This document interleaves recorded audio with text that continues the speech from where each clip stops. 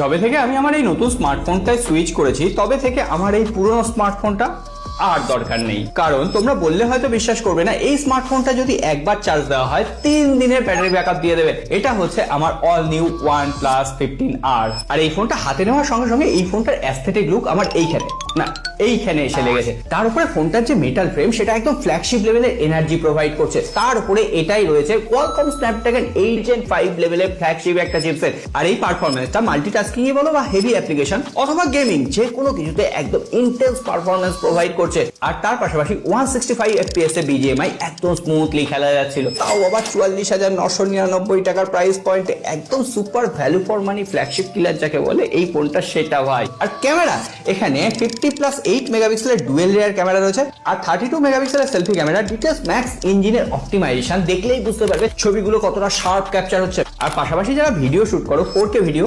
120 FPS এ একদম cinematic ভাবে তোমরা এখানে রেকর্ড করতে পারবে বস। আর কি যেন একটা ব্যাপার, এখানে 1.5K রেজুলেশনের একটা সুপার অ্যামোলেড ডিসপ্লে রয়েছে। 165 হার্জ এর রিফ্রেশ রেট, যখন ডিসপ্লেটাকে টাচ করছি না আলাদাই একটা ফিল আসছে। আর এবারে OnePlus তার আইকনিক প্লাস কি অ্যাড করেছে, এটাকে তোমরা কাস্টমাইজ করতে পারবে। এমনকি এটাতে জেমিনাই ইন্টিগ্রেটেড মাইন্ড স্পেস কেও অ্যাড করে রাখতে পারবে। পাশাপাশি out of the box Oxygen OS 16 clean এবং ফাস্ট ইন্টারফেস, তার উপরে ম্যাসিভ 7400 mAh এর ব্যাটারি দিয়ে এটা হচ্ছে উইদাউট কম্প্রোমাইজ একটা ফ্ল্যাগশিপ কিলার OnePlus 15R। এরপর বাকি স্মার্টফোনটা তোমাদের কেমন লাগলো অবশ্যই জানিও। আর চ্যালেঞ্জ থাকলো এর থেকে বেটার কোনো স্মার্টফোন যদি এই প্রাইস রেঞ্জে খুঁজে দিতে পারো তাহলে এই ফোনটা তোমাদের।